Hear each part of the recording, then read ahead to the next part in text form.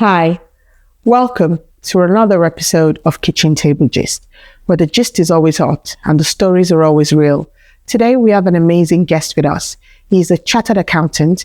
He sits on the board of 3 companies. He is the founder and CEO of Trident Business Concept. He is no other person than Dotun. Olaleye. Welcome. Look at me blushing. That's like, who are they introducing? No, but thank you for having me. Thank you so much, Doctor. And we're actually in your kitchen today. Yes, you are. For a change, right? Thank you so much. It's a different experience. And this is one of the good things about, the Kitchen Table Gist. It's about the home. Yes. And the heart of the home is the kitchen, and every home has got a kitchen. Absolutely. So Absolutely. Your kitchen, my kitchen, we're still in the kitchen. Kitchen Table Gist, yeah. Thank you so much, Doctor. No worries. Thank you. Right. So I know I've done a brief intro of who you are. Yeah. Can you just tell our audience, our guests, who you are? Tell us more about yourself. We all want to know who you are. Okay. What can I tell you in addition to that? I am a chartered accountant. I run a small management consultancy firm called Trident Business Concepts. Started back 2014, so 11 years ago. Okay, wow. And it's a small team of 12 people, including myself. Come on. That's not small. But in the realm of things, that's a small company, right? We provide services to schools, charities, local authorities. Okay. We're looking to expand out at some point, hopefully this year, into central government to provide services. We've provided services in the Middle East as well, Qatar to be precise. Oh, wow. The money, the oil people. The money with schools, right? Schools, charities. But we're okay. We do okay as a company. So got a family, married. I've been married for almost, she's going to be watching this since 2007. That's almost 18 So you're years. checking your dates, not getting wrong. No, I've got it in my head. 24 years of being together, almost 18 years of being married. That's amazing. So, and she's my number one supporter, my biggest supporter. We've got 2 kids. Amazing. A daughter, 16, and my son, 14. So, Brilliant. You sound to me like a well-rounded man. Well, You try. I'm trying to be real rounded, but yeah, we do our best. Yeah. Oh, that's amazing. Thank you so much for that introduction. That was really, really good. I mean, you've touched on a couple of things that we're going to dig into a bit more.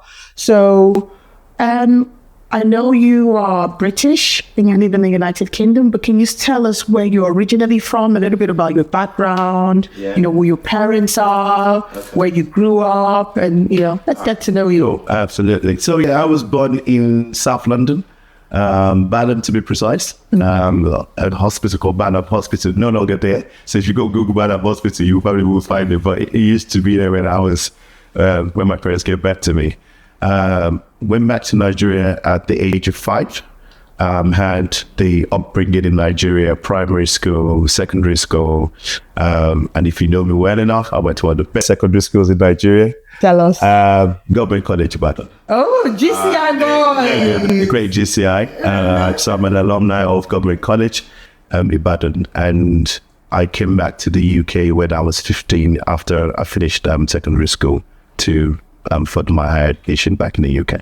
Oh, that's amazing. So tell us, what prompted you coming back to the UK?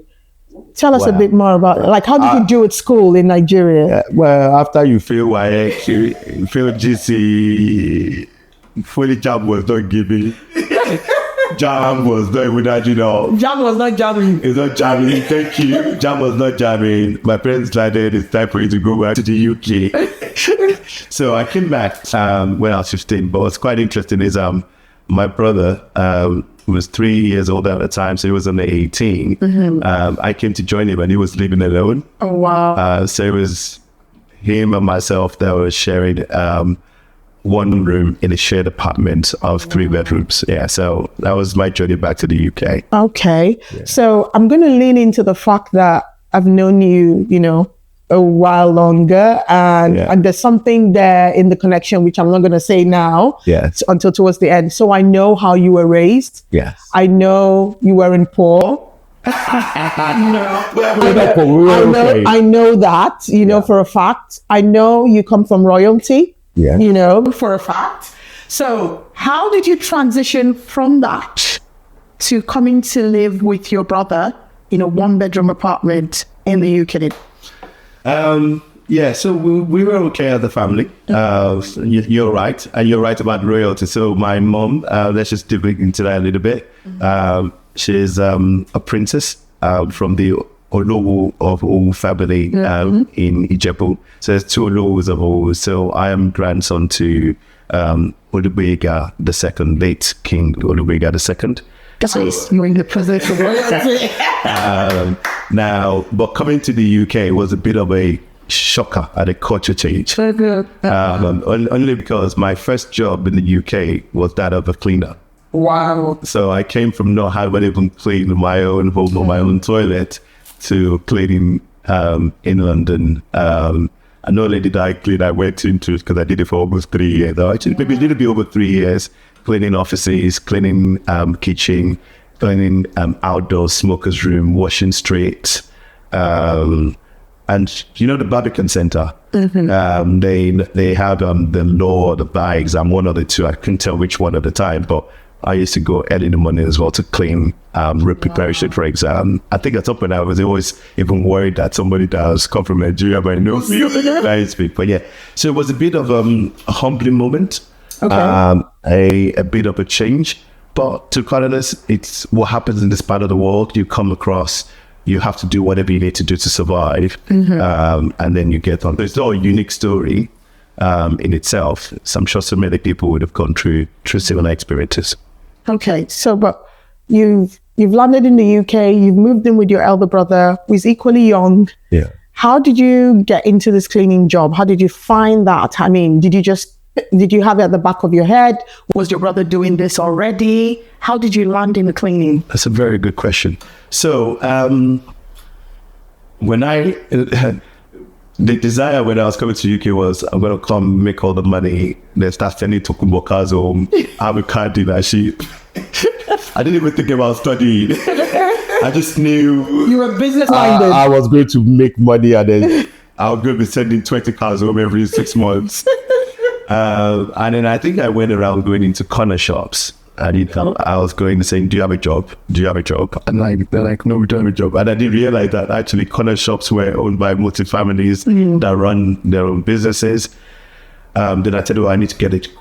I called it white collar job to the people who live here. And they just started laughing. They said, because you carry the British passport, does not mean you can just land those kind of jobs. And you know what they say about the place you land into in the UK defines almost what you do. Absolutely. So the people that I was sharing an apartment with were either doing kitchen pottering job, so kitchen potters, cleaning, or security. So it was... So the menial stuff. Yeah, the menial stuff. So it was either of those 3 jobs that they knew how to get. And they said to me, that's the only thing that's available to you.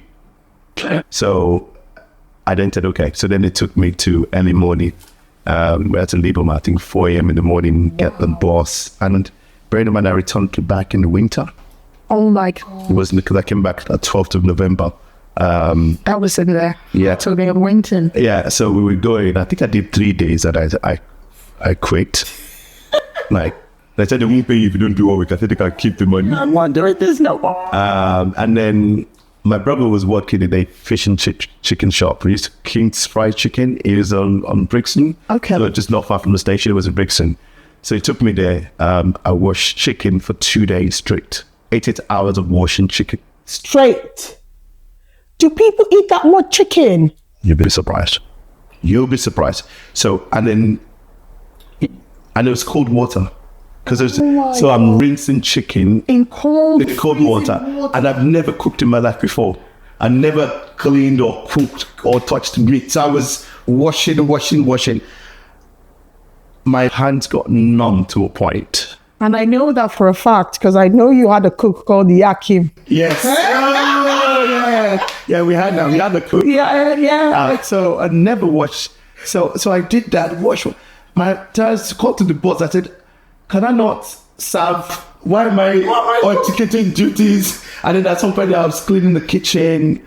So I went, So then I think I left after 2 days because I was no longer. Then I went back to cleaning. So that's 5 days. That's a week lot of trying different things. Like, this is not working. So I went back to cleaning. And then that became my journey for the next 3 years. Wow. So did you go back to day cleaning or did you find some other sort of cleaning? How did that? Yes, I did go back to early morning cleaning. Okay. So I went to evening cleaning, 5 till 7, I think it was. At the time, it was in Elephant and Castle. Okay. So actually, there's a story there, actually. So I just pivot quickly to that. Okay. That place where I started working as a cleaner, I came back to work in there as an accountant. In the St. Jordan. That was. And every time I went to the toilet and use the toilet, I just Clean it. Clean it. Oh my God. I never shared with anybody that worked there though, because I just used to do that. Wow, we need to dig into that a bit more. So I take it from what you've said that it was corporate cleaning rather than domestic cleaning. Yeah, it was corporate cleaning. Okay. So you tried washing chicken. You tried doing anybody clean. That wasn't working. Yeah. And then you pivoted into corporate cleaning. So was that nighttime cleaning or, regular hours cleaning? So started off the evening cleaning, the 5 to 7. Okay. I did that for 10 weeks without getting paid. Why? because they couldn't sort out the paperwork on time. And they just kept saying, no, you get paid. And I carried on. My brother was covering all the bills at this time. And he was, because he was also going to college and he was doing the part-time stuff. So we sustained ourselves on the one income. I think it was earning around about £90 a week. Okay. At the time. So we sustained ourselves in that. Can you imagine £90 a week now? Oh yeah, that inflation has killed things. We were good actually. We were quite comfortable. We used to even get desserts when we shopped at Centuries. Yeah. Okay. We were good. It wasn't like we were like poor. No. We were okay. All right. Yeah. All right. Okay. Right. So and whilst I was doing the 10 weeks, they asked if there was anyone interested. There's like a full-time opening in Canary Wharf. Okay. At the time, I've never heard of Canary Wharf in my life. So I got to I told my brother, I got a full-time cleaning job. Like, why? How do you know? He said, what are you cleaning for 7-8 hours? I went, yes, 10 p.m. till 5. Wow. By this time, I think I was already registered or enrolled to start on a course of accounting at this point. Okay, so tell us that. So you basically flunked your exams in Nigeria. Yeah. If your parents have shipped you over here, ni doju ti mi shamalo. Just go. Jam will fail. Wife will fail. Just go. Yeah. So you're here, you found yourself in cleaning. How did you then decide, right, I'm going to go back to school? It's very, very, very, very good question. So, and I'm not sure if this moment I'm about to share, if it didn't happen, whether I would have gone back to school. Mm-hmm. Okay. So whilst I was cleaning, there was a cleaning supervisor that was like a cleaning supervisor. I think sometimes we call her manager. She made us call her auntie as well. She's Nigerian. Yeah, I think she was Nigerian, but she could also be Ghanaian as well because she would never speak any Yoruba to anybody. We called her Auntie Claire. Okay. And a fateful day, I was there cleaning, minding my own business, and then she came in, walked into the gents' toilet, and then she just yelled at me. She yelled at me, said, "This is why I don't like to employ Nigerians. Look at the way you're washing your urinal bowl. Wash it quickly and get off and let's move." Use your energy. Yeah. And she left. And bearing in mind, I was 15 years old at this point. Wow. I just started sobbing. I was in tears because I was thinking, actually, I did not need anyone sort of reminding you of the situation. And I was doing what I was meant to be doing. I didn't think I was doing anything wrong. So I cried. And then the following morning was a turning point in my life. Mm. I went to a careers advice center, walked in, and the consultant I saw, can't even remember how the person looked like. Do you know what? Was it a man or a woman? I don't remember. But I remember saying, he said, "What do you want to do?" And I said, "I would like to do anything that makes me wear a tie." That's the only thing I wanted to do. Because after the humiliating experience of someone yelling at you, I just thought, this cannot be me. This cannot be my life. So Then they said, what are you good at? I told them I failed most of my GCSEs back in Nigeria, but I did pass maths. And I got A in Yoruba. So you got an A? I got an A in Yoruba. Okay. And I think I got a C in maths, and everything else was P, F downwards. Okay. So I said I was good at maths. They said, oh, what about accounting? I said, would I wear a tie? And they said yes. And then they said, there's a college up the road. They're enrolling now. You can go up there. So I walked up there and I enrolled on an accounting qualification, which is a 3-year program. Wow. And that was the beginning of my accounting situation. Wow, that's an inspiring story. You know, that's really, really good.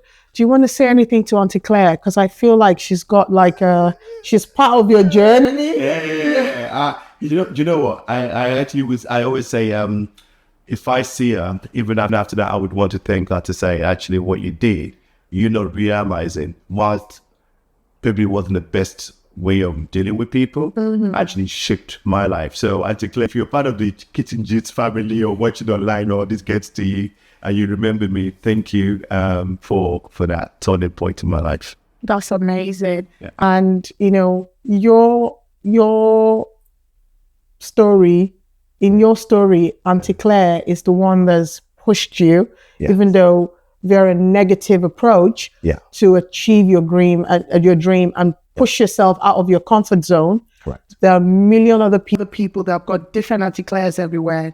So if you have an Auntie Claire somewhere, maybe you're nursing some sort of animosity towards, just take a page from Dotun's book and thank your Auntie Claire. And do something about it. Honestly, yeah. So and looking back, you know, as a youngster, did I actually realize that that's what I was doing? Probably not. On reflection, a lot of things that happen to us now, rather than make it a negative thing that happens to you, just flip it. All right. So my flip at the time was I was not going to remain a cleaner forever in my life because I did not want that to happen to me again. Okay. Yeah. That's amazing. Yeah. All right. So tell us, you started school.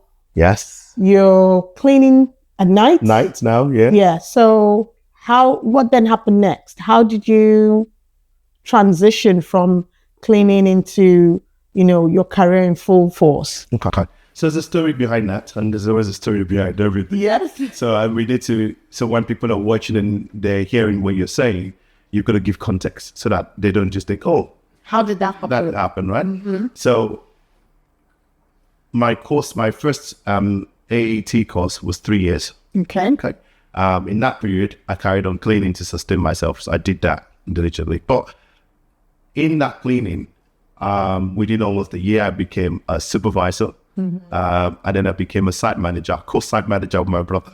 Because he joined me and I took him to the place I was cleaning. He left the chicken shop and joined me there. Mm-hmm. And we both became site managers. And we were supervising 55 cleaners. Wow. And we had 4 supervisors. And bearing in mind, I think at this point, that's probably 17. Wow. All right. Now, how did we get the job? Mm-hmm. Okay, grace of God, I agree. But we were also very diligent in our work. Mm-hmm. All right. So there are times when I had a 4-hour shift or a 6-hour shift, I would do an hour extra on top of that to check that as people noticed. And I said, actually, this is a guy that I can run. I actually recall we were working in the building number 125 Cabot Square. Anyone that knows Canary Wharf knows that building is 19 floors. And at one point, I think at 17, I was managing all the cleaning for the building. Wow. The client said, this guy is too young. You can't have him managing this entire. Now, this is a bank. If you Google number 125, I don't want to mention the name of the bank. Mm-hmm. You would know who was working in there. It's a place where I used to manage the cleaning for more than a year and a half. And the operations director said to them, I trust him explicitly to deliver. If anything goes wrong, I'll be responsible.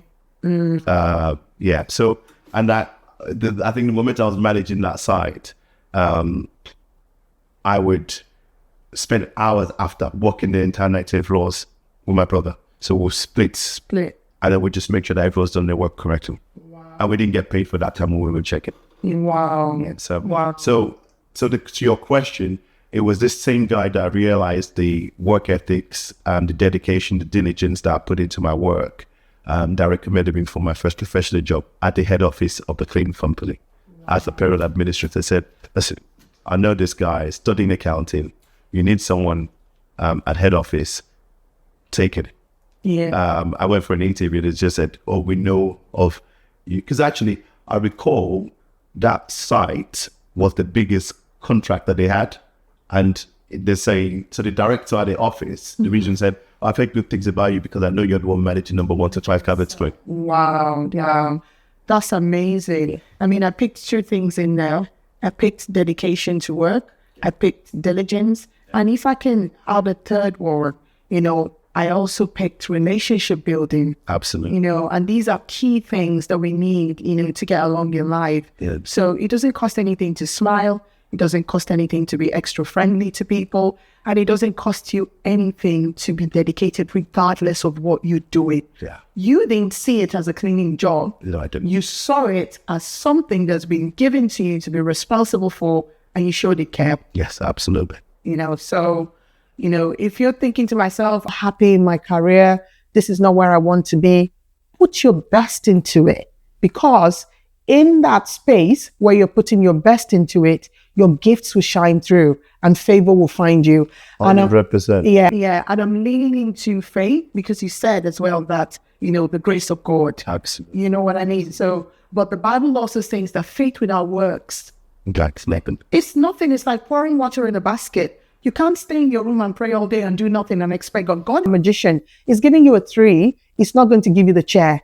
Absolutely. You have to make your own chair. It's giving you the 3, man. Yeah. So that's brilliant. That's good. So you're carrying us on this journey of your career, and then you've mentioned you're a family man. You've been with your partner and your wife for 24 years in total. Yes. And then 18 years married. Almost 18 years. Almost 18 years married. So how did she come into the picture? So a good story there. So for people that might know South London, all right, there's a place around, it's Camberwell, it's called Mixed Blessing.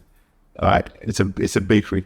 Okay. That's how we met. Oh. So this fateful day, we cooked beans at home. So I lived in Rotherhithe, which is about 15 minutes proximity drive. And then, you can't have beers without bread. Just me. That's a talent. At the bare minimum, you need plantain. So we needed bread.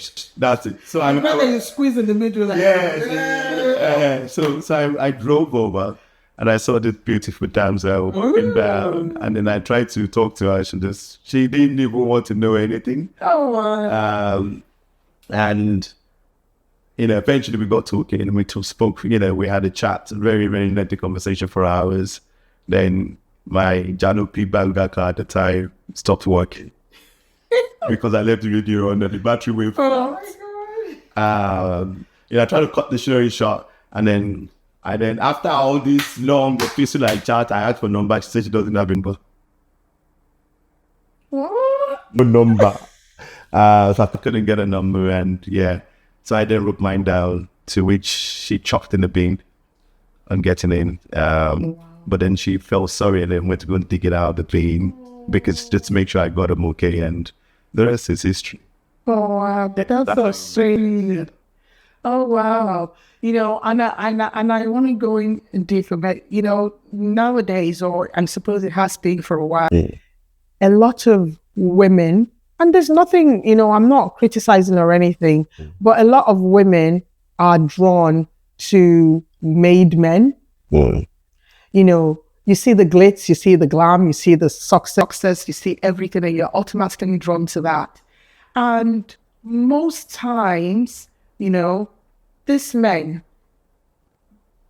I don't know how to, I'm trying to be politically right here, but you tell you what to see, it doesn't matter. I'm trying to, so the thing, you're drawn to this men that are already made. And there's a saying, there's an adage in my language, because I'm Yoruba, they said, Ori, Eri, Tomiyo, ti pasodo, Orobomiyo muyo. Komomiyo, eyan lo gbe síbẹ̀ tó ń padà bọ̀ wá gbé, which means that you see the finished product, you're drawn to that, you want to be a part of that. but you didn't see the vision. The women that are with men that saw the vision are enjoying now the outcome of that vision. So it takes a person that thinks deep to see within, because like you said, you know, you were just a regular schmuggler. I was no, you know, you were in your bearded gang now. I even had punk hair on. Yeah, and actually, bearing in mind, I just went to go and get bread as well, right? So I just got out of the house. I think I was probably wearing jogging bottoms. Maybe flip-flops or something. Yeah, it was pretty much. And then to then be driving the car, and then when I dropped her off, because she was like 2-3 minutes. I insisted on driving her home. She said, no. So I then drove her home, and then for your car not to start. It wasn't adding up. It just was not. And then most girls would be like, please, back market. The car is not starting. Please, don't come and reject it in the name of Jesus. Yes, So yeah, that's amazing. Okay, so you've got 2 kids. Yes, Trinity and Daniel, 16 and 14. And if you can actually pick up the first 3 letters of both names, that's the name of our business. Trident. Yeah, Trinity and Daniel. Yeah. Oh, that's brilliant. That's brilliant. Now I like the way you just touched on Trident there. So let's just go. Let's get into Trident. So how did that? We know how the name came about. All right. Yes, okay. We do now. So now tell us. You sat down. You were working in this payroll. God, that was, yeah. Yeah. Then what happened from there? Because a lot of people see the finished product. They don't understand the journey. And what I want us to share, this platform is about letting people walk the walk with you, so they know that, right? Okay, it's doable for me. Okay. So I'll give you a quick synopsis of my career and what I did. I'll go into the detail of what I did. Yes, because of time, right? So, interestingly enough, I did the payroll now, please. The years are, this is a long time ago now. I'll give you roughly. So, I did the payroll job maybe for about 1.5 years. Mm-hmm. And redundancy opportunity came up, and I was told that my job was safe. And someone else was. But I said, I'll go. And they said, why? I said, actually, there's 2 things. The other person that was going to go was getting close to retirement age, and I probably realized that they would not be able to find work. Mm-hmm. Right? And I wanted to get more experience. I didn't want my journey to just be payroll, because I studied accountancy. Payroll is a small part of it, a small element, yeah. So I took the voluntary redundancy and I left. Right. And I went to go temp. Okay, which is what people call contracting nowadays, but at the time it was just temp. Because there's no way you can do inside or outside or nothing like that. It was pure temping. It was true, maybe reads or something like that. Mm-hmm. I got sent to different places. And whilst I was doing that, I was developing myself. I actually had a gig once, which I think is probably worth your audience hearing this. I had a gig once where I was there for 1 month. They did have much for me to do. But on the table that I was given was a book on Excel for Dummies.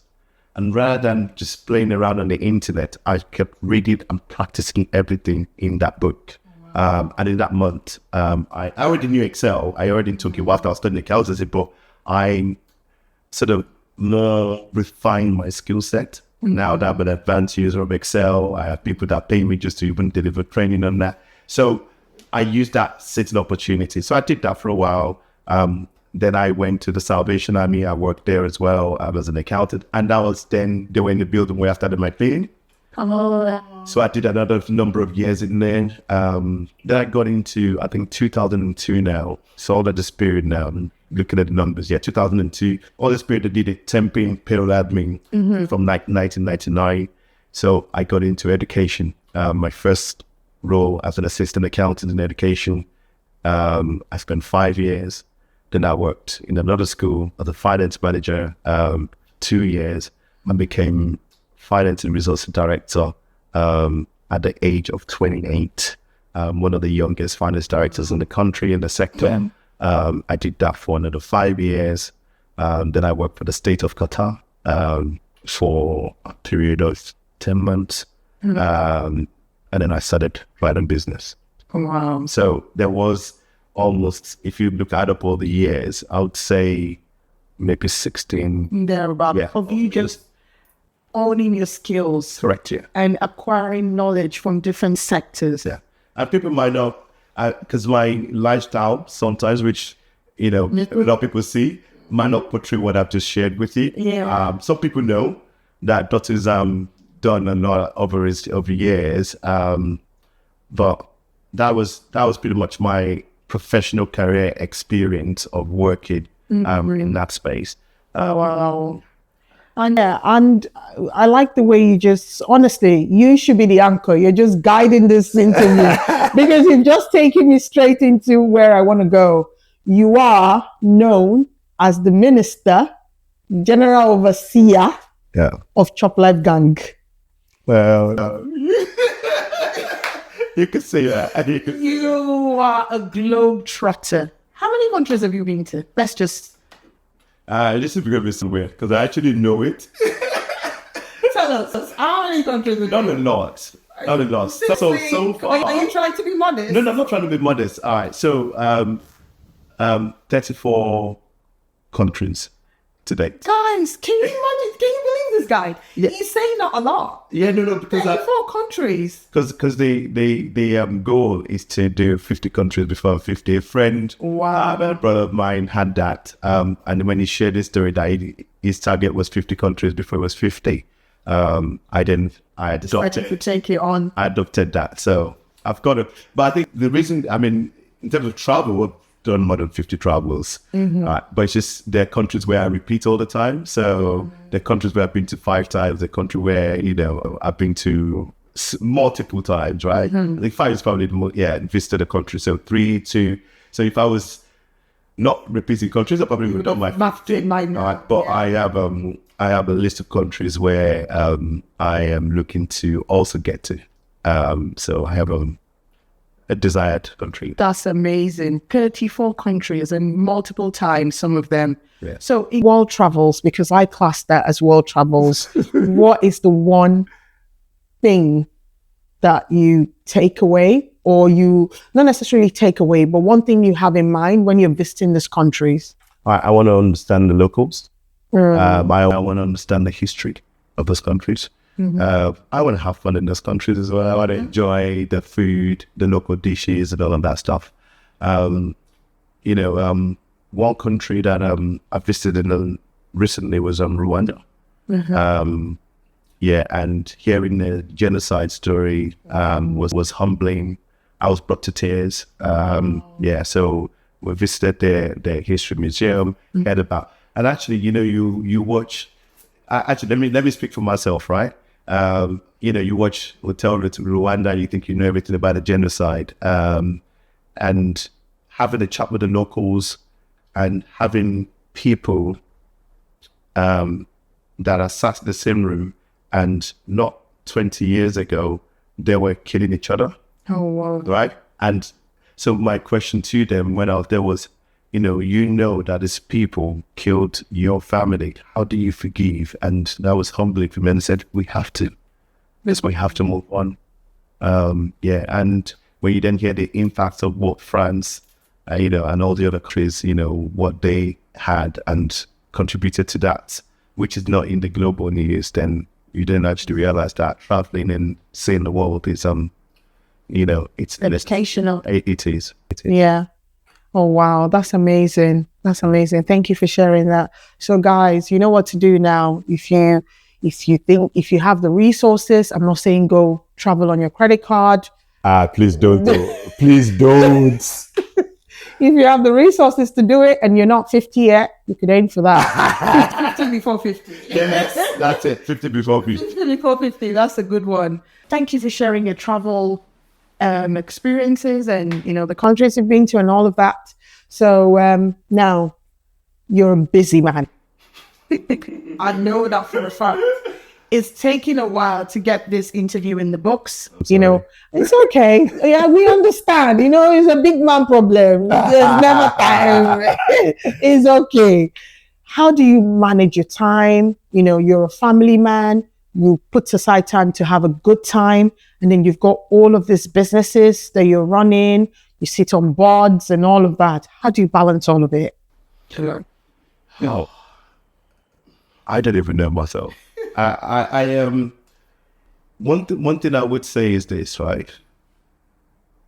If I didn't do everything that sort of I do now, I'd probably be sick. And I need to, there's a need for me to always have something going that I'm doing. How do I manage it? Very, very basic. I have a list. I genuinely, I do have a list. Wow. Yeah, I have a tick list for everything I do. So even if I wouldn't go to the shopping mall without making a list. If I'm having an event, I'm hosting 5 or 6 guys, there's a list of, okay, time I write about. It's very, very almost OCD level. So I work with a list. I also, there's one question that my friends and family ask, also, how do you manage it? I get rest.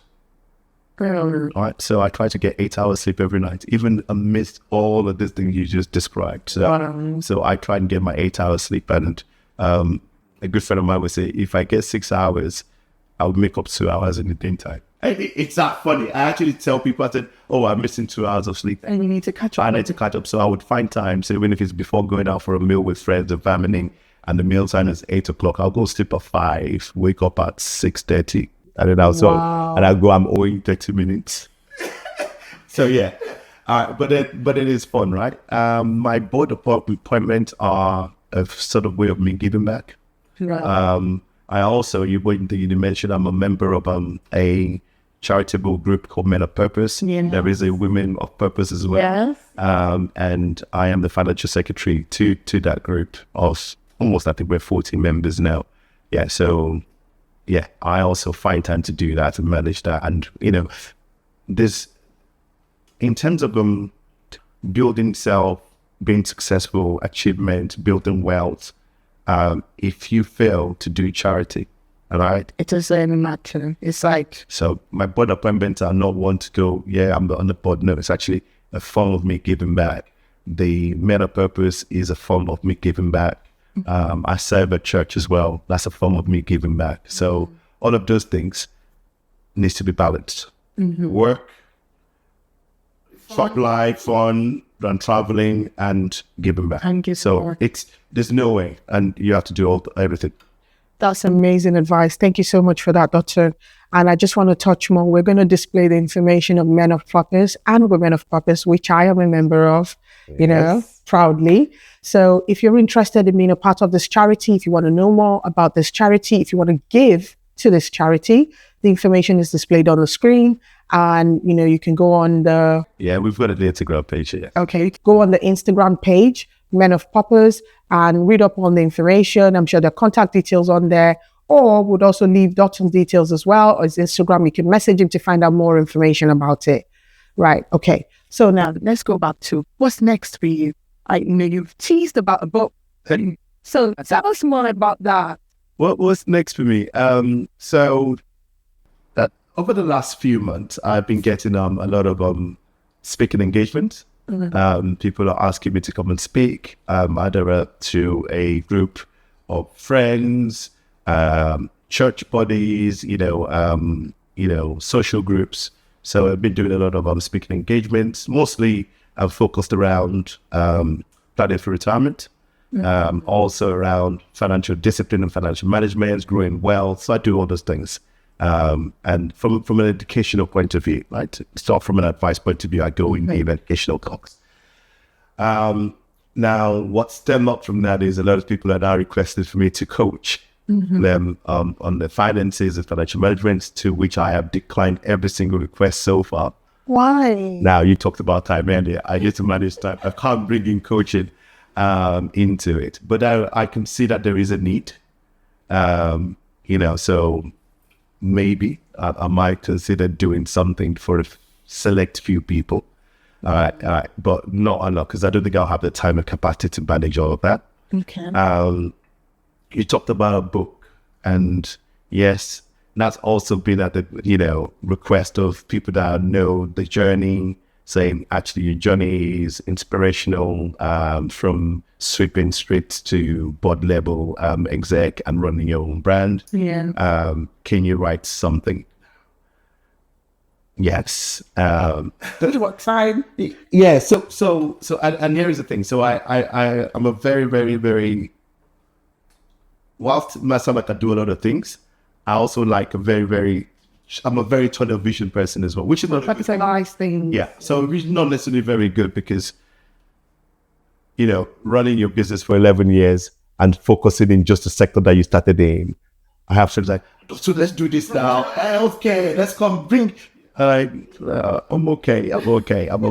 So I like the idea of the book. I just need to, it's in the works. I have already started thinking of, okay, what goes into what section and all of those things.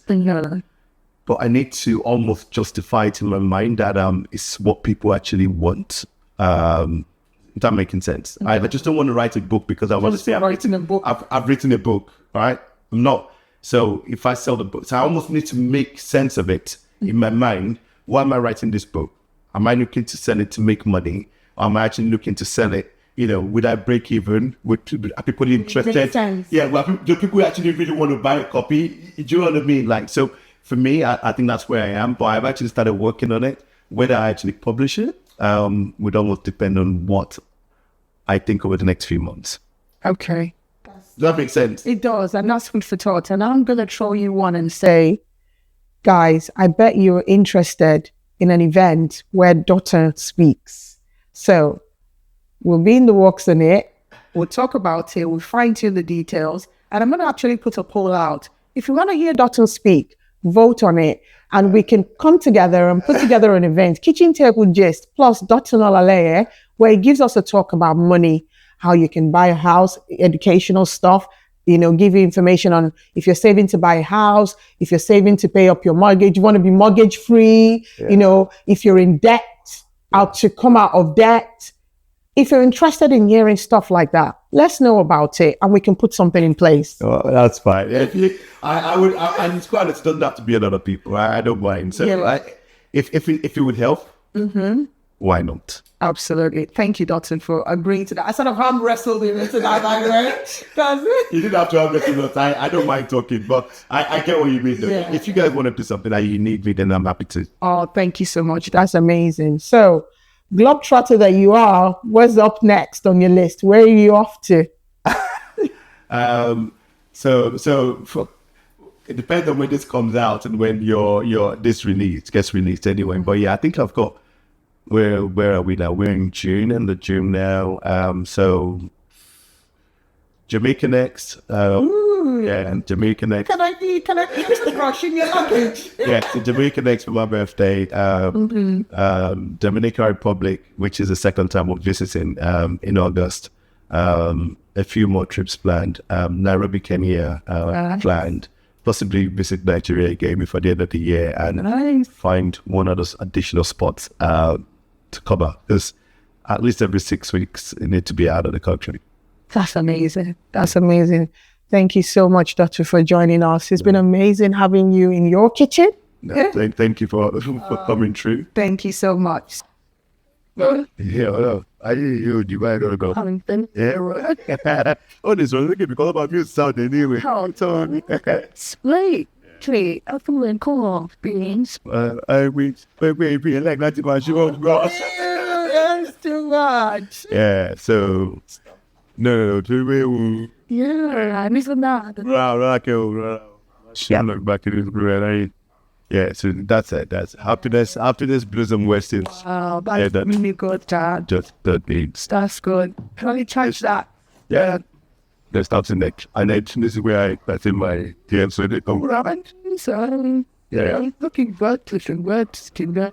Come on, let's go to the kitchen table gist and start this stuff. In the kitchen. Yeah, perfect. So, guys, you stay tuned, and we've got a lot more fantastic guests lined up for your kitchen table gist.